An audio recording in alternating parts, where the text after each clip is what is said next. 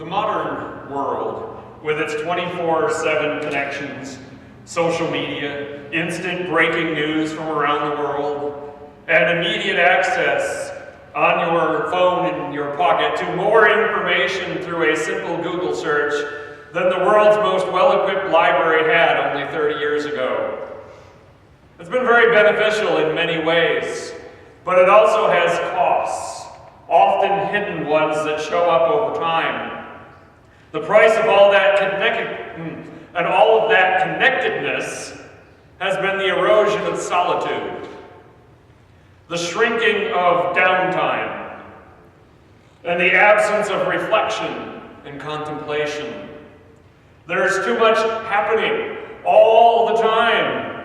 For many people, they never stop and smell the proverbial roses. This is an issue affecting society as a whole, not just Christians or the church, and one that I think will eventually balance itself out over time, as most trends tend to do. As people begin to realize the value of silence in a world full of noisy things, and the value of a stroll through the woods in a world in a hurry to get where it's going. Now, this may seem like a new phenomenon, as if this was the first generation that had to deal with multitasking.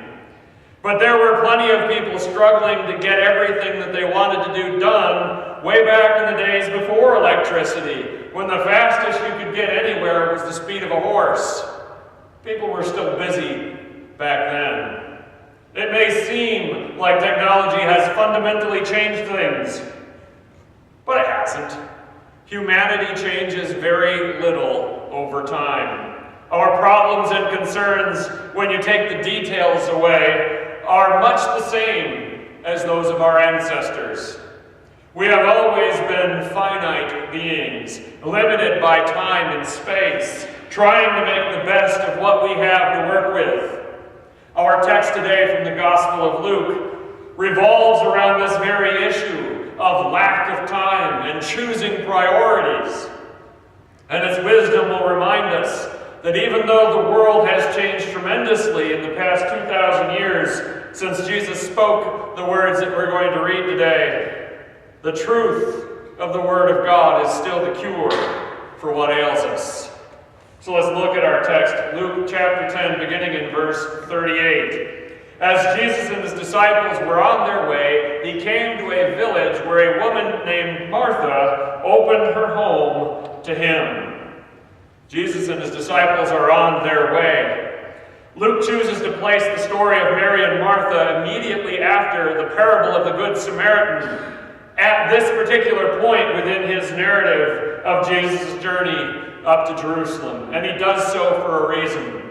As we will see, the two episodes have a common theme regarding helping those in need. The Samaritan was commended for helping when others would not, but Mary will be commended for not helping, instead choosing to do something quote-unquote better.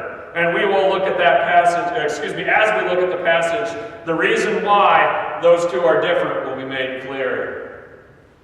The mention of Jesus' journey with his disciples reminds us that this particular day was no different from those that went before or those that came after. Jesus continues to travel from place to place, preaching, healing, along with his disciples and the rest of those who traveled with him. Thus, the incident that is about to take place is part of ordinary life. The circumstances are not in any way extraordinary. As in the parable of the previous verses, that was an extraordinary day. Instead, they are typical. They concern everyday life, just like the ones that we're living. And in the course of that, he came to a village where a woman named Martha opened her home to him. The village is not mentioned here, but we know it's Bethany because that's where Mary and Martha lived. It's a few miles outside of Jerusalem, and the family home is that of Martha, her sister Mary, and her brother Lazarus. This is a family that would be considered close friends of Jesus. He stayed at their house on multiple occasions and will soon be back here there weeping openly when he returns to comfort Mary and Martha after Lazarus' death, the same Lazarus that Jesus will then raise from the dead. So this is a typical situation for Jesus because he had no income of his own. He didn't own any property. He didn't have a home, a house. He relied upon the kindness and hospitality of his friends wherever he went. Thus, by this point in his ministry, Jesus has stayed in many, many homes. He has been the guest on many first century version of the sleeper sofa. I don't know what they used back then for guests from out of town, but that's where Jesus has been for years. Nothing out of the ordinary is happening. We come to verse 39. She had a sister called Mary who sat at the Lord's feet listening to what he said. Everyone here who has a sibling can understand the upcoming reaction of Martha to this situation, especially if you have a younger sibling. This whole episode makes a lot of sense when we view it as a sibling rivalry, with the older bearing the weight of responsibility and maturity. I can see you out there, those of you the olders, you already got that martyr feeling going. And the younger being carefree and irresponsible. At least that's how it may look to the older siblings sitting here this morning. I myself am not affected by either. I'm the middle child. We got our own set of issues. We'll deal with that some other time. Especially those of you who are the firstborn. You have always had to babysit, and you kept being told by your parents to be the bigger person when your little brother or your little sister was being a pest. You understand where we're going with this. But before we turn our focus to Martha, let's take note of what it is that Mary is actually doing. She is sitting at Jesus' feet, listening to him. To sit at the feet of a teacher in their culture was akin to becoming a disciple. That's the phrase they used for it. When Paul talks about his training, he says that he sat at the feet of the Rabbi Gamaliel. He sat at his feet. That's what it means. He became his disciple. Listen to him. Learn from him.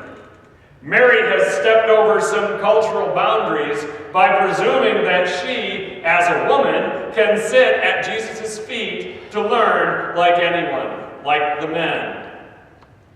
We know the tremendous respect given by Jesus to the women in his life, including the women he met during the course of his ministry. So we know that Jesus won't disapprove of her actions because of her gender. Now we know what Mary is doing, soaking up the wisdom of the Son of God. But what is Martha up to at the same time? Let's look at verse 40. But Martha was distracted by all the preparations that had to be made. She came to him and asked, "Lord, don't you care that my sister has left me to do the work by myself? Tell her to help me." Tempted to read her lines with some real frustration and emotion. You got to see those in there. Martha is distracted by all the preparations that have to be made. So while Mary sits listening to Jesus, Martha is literally running around the house, trying to stay on top of the preparations needed to feed and house Jesus and his entire retinue. And we don't know what advance notice Martha had that Jesus was coming. Maybe they knew a day in advance. Maybe they only found out when he showed up. I know that our house needs a good deal of cleaning and tidying up anytime company is expected. We need time to be presentable so that you all don't see how we really live. I'm sure you do the exact same thing. The Greek word that the NIV translates here as distracted is simply a compound verb. It is the verb to draw, as in to pull, like you draw something out, and the preposition about as a prefix. Martha was being pulled about from one task to another, being dragged back and forth, her head spinning, her muscles aching, her emotions getting worked up, all in an effort to somehow bring her plan for hosting Jesus to fruition. There are some who see the purpose of this passage as a call for simplicity. They blame Martha for being too worldly, in that she was trying too hard to make a fancy meal and get everything just right, instead of providing for the basic needs of Jesus and his disciples. There might be some truth to that, but I think focusing on that needlessly paints the character of Martha as somehow flawed. That pictures her as being a vain person that cares how other people view her, when in reality her actions could just as easily be viewed as acts of love and devotion. She may want to make Jesus' reception more grand than it needs to be because she loves him. She cares about him. This is devotion. It's propelling her to do her best to serve him. We could also see it that way. It was going to take a significant amount of work, no matter how simple or how fancy her preparations were, to host a sizable group of people. Martha was bound to be busy, inescapably so, especially as any older sibling will point out, when Mary isn't lifting a finger to help and getting away with it as usual. Have I gotten to any older siblings yet? All right, you hearing me? I'm looking at you two. I don't know why. Yeah, I don't know why. My wife is an oldest child with 2 younger siblings. We've all been there, I think. So she says, "Don't you care that my sister has left me to do the work by myself? Tell her to help me." Any parents, does that sound familiar? Have you heard that? Yeah. As I said earlier, this clearly can be viewed as a sibling squabble between 2 sisters, not unlike those we all experienced in our youth, or maybe that you're dealing with now as parents. We can look at it that way. But we can also look at this as a reflection of personality types between Martha and Mary. So some of you, regardless of your position with your siblings, those of you who are what we call type A people, you could not sit still while there is work to be organized, planned out, and executed in an efficient and timely manner. If that's what the situation is, you can't sit still until it's done. That's your personality. On the opposite end of the personality spectrum, some of you might not notice that anything needs to be done. And if someone pointed it out to you, it wouldn't worry you in the least. By the way, you drive the type A people nuts with that attitude. They can't take it. Martha and Mary seem to be looking at the arrival of Jesus to their home in an entirely different way, and they've acted accordingly. The complaint of Martha is one we can sympathize with, especially those of us who always seem to be the one left holding the bag of responsibility. If Mary had been helping the whole time, would the workload have been less daunting to Martha, allowing her to remain calm? Maybe. Or is it the lack of help from Martha that is pushing the buttons of her sister?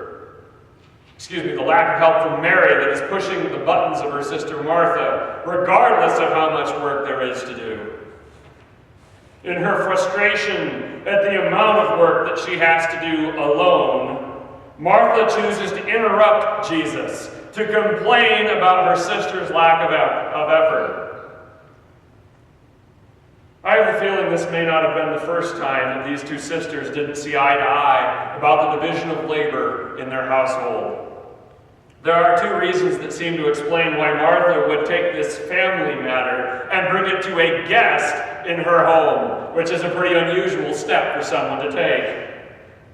The first reason she might be doing this is that perhaps Mary has shirked what Martha considers to be her responsibility on previous occasions. And now Martha sees an opportunity to have an important person like Jesus take her side in the squabble. She can't pass that up. Or it may be simpler than that. It may simply be that Mary has taken a position at Jesus' feet. She has sat down as one of his disciples, Thus, Jesus is the one person who can dismiss her and say, no, Mary, you need to get to work. Before we look at Jesus' response, I think it's safe to say that almost all of us have been frustrated with someone because that person isn't doing their fair share of some job or project. It has happened to all of us at some point. These troubles arise within our family, they arise at our workplace, and they certainly happen here at church as well. How to get everyone to help so that the load is lighter on us all is an important topic, but not the one that Jesus is going to talk about here. Martha wanted Jesus to focus his attention on what Mary wasn't doing. Look what she's not doing. But instead he turns with love to Martha and focuses on what Mary is doing. Let's look at the wisdom of Jesus in verses 41 and 42. Martha, Martha, the Lord answered, you are worried and upset about many things, but only one thing is needed. Mary has chosen what is better, and it will not be taken away from her. Martha, Martha, you're worried about many things.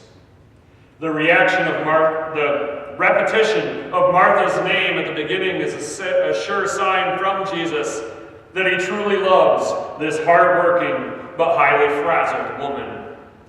There are some who have interpreted Jesus' words to Martha as a kind of rebuke, a minor scolding because she tried to impress him by being too fancy in her preparations. I really don't think that fits the text very well. The sense that I get of Jesus' attitude here is one of sadness, not frustration. Jesus knows that Martha's emotional turmoil isn't necessary. The situation is one, at least in part, of her own making. It must sadden God to no end to watch people continue to self-destruct through choices they make that they don't have to make. Martha resents that Mary isn't helping her, at least once Jesus arrived and began to teach. We don't know how much work Mary did before Jesus got here. But continuing to work was a choice that she made. She could have joined Mary at Jesus' feet. But instead she continued to bustle about and ended up resenting Mary for making a choice that she herself had but rejected. There were a lot of cares and concerns on Martha's mind, some of which, at least, weren't necessary. Perhaps Martha could have scaled back her plans. Maybe she could have asked others to help. Maybe she could have waited to complete some of her tasks after Jesus finished, when Mary was available to help her once more. The details about how Martha could have done this differently are not that important. They're certainly not as important as the realization that Martha needs to come to of her own state of frustration and anger, that it itself is not necessary. It was, at least in part, a product of her choices and her attitudes. Having a large number of guests in your home is certainly a lot of work, as would any task of similar scope be, any big task that we have in front of us. It's gonna be hard work. But it doesn't have to be a source of great stress as well. Now maybe you're out there thinking, that's easier said than done. Somebody has got to get this work done, and I'm the only one willing or able to do it. Of course I am stressed out. Let's continue with Jesus' words. He says, only one thing is needed. At this point in the text, not everyone, not all of the commentators agree as to what Jesus is actually referring to when he tells Martha that one thing is needed, because the one thing is not defined here.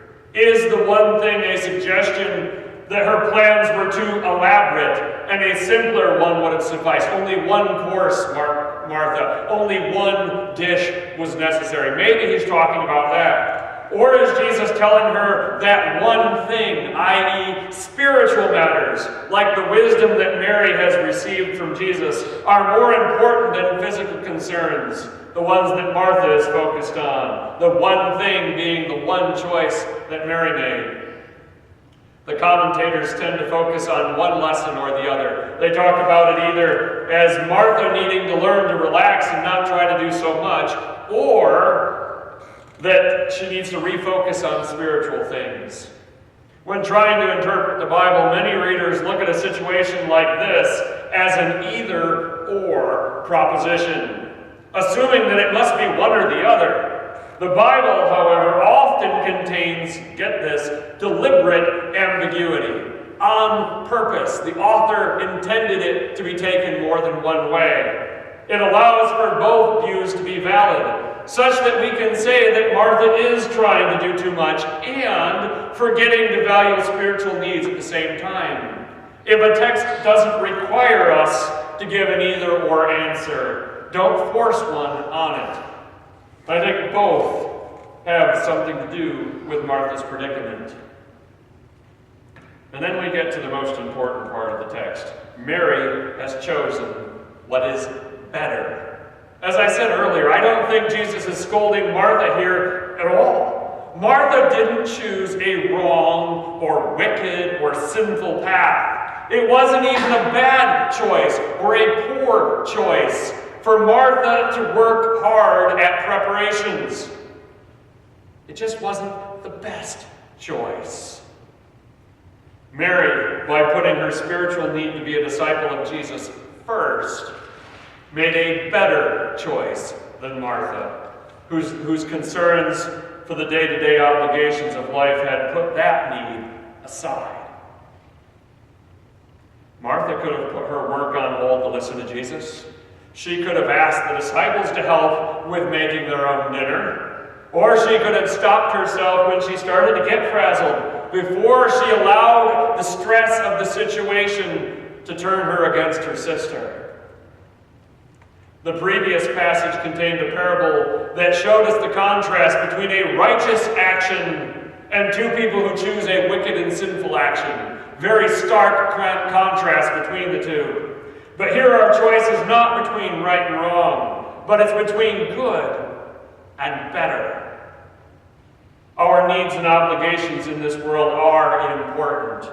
The Bible knows and recognizes that that requires of you a certain amount of your time and your energy and your passion and your money. God knows that you need to put those into your obligations and responsibilities in life. The Bible never condones laziness or neglecting responsibility. But it does remind us that spiritual concerns, efforts, rewards last for eternity. Nothing else that we do will.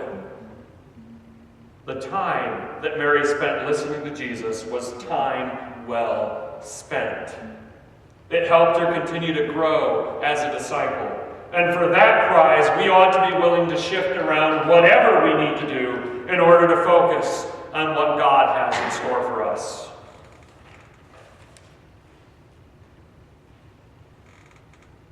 I forgot to read the second half of Jesus' line. I skipped right over it. It will not be taken away from her. I already did that comment on that.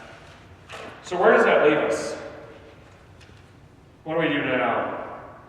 Well, I think it reminds us that we need to be a disciple of Jesus above all else. A passage of Scripture like this contains good advice for us to follow. If we can figure out how to apply it, let me suggest a few ways that we can learn to follow the example of Mary. And the first is to prioritize our discipleship of Jesus. How do we know what to prioritize?